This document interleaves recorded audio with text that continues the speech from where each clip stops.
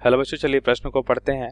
किसी पदार्थ का परावैद्युतांक 0.06 हो सकता है।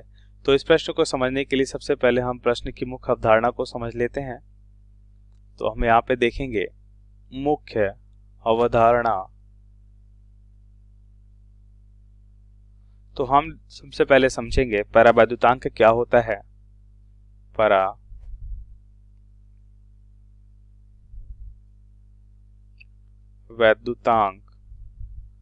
जिसे हम के से लिखते हैं, ये क्या कहलाता है। तो परावैद्युतांक क्या होता है? यह होता है माध्यम की विद्युतशीलता और निर्वात की विद्युतशीलता का अनुपात परावैद्युतांक कहलाता है। तो यहाँ पे लिखेंगे कि माध्यम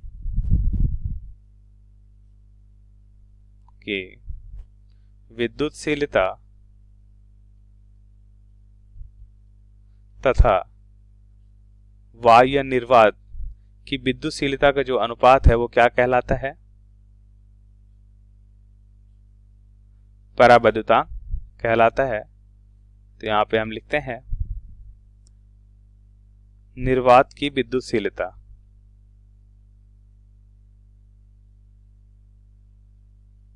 निर्वात की विद्युतशीलता। तो माध्यम की विद्युतशीलता क्या कहलाएगी? इसे हम लिख सकते हैं एप्सिलॉन, और निर्वात की विद्युतशीलता को हम लिखते हैं एप्सिलॉन नॉट। तो इसे हम लिखेंगे परावैद्युतांक के बराबर क्या हो जाएगा? एप्सिलॉन बटा एप्सिलॉन नॉट हो जाएगा। अब प्रश्नानुसार उत्तर को समझते हैं। तो जैसा कि हमने देखा कि परावैद्युतांक के बराबर क्या होता है? एप्सिलॉन बटा एप्सिलॉन नॉट।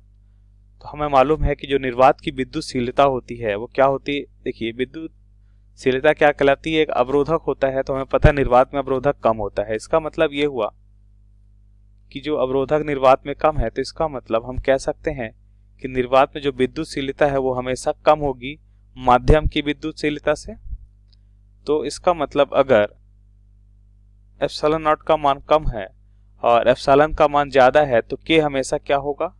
ज्यादा होगा। अगर के हमेशा 1 से बड़ा है तो इसका मतलब यह हुआ, अगर ये हमेशा होगा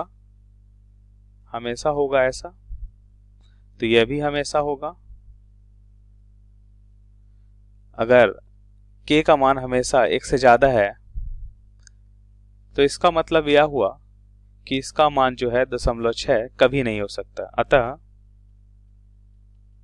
परावैद्युतांक यहाँ पे लिखते हैं परावैद्युतांक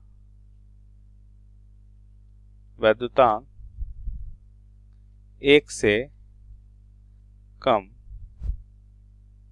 कभी नहीं हो सकता। 1 से कम नहीं हो सकता है।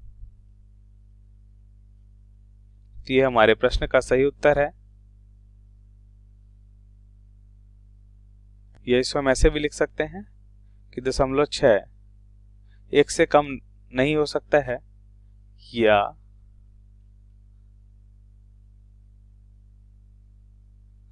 0.6 भी नहीं हो सकता है। आशा करते हैं आपको समझ आया होगा। धन्यवाद।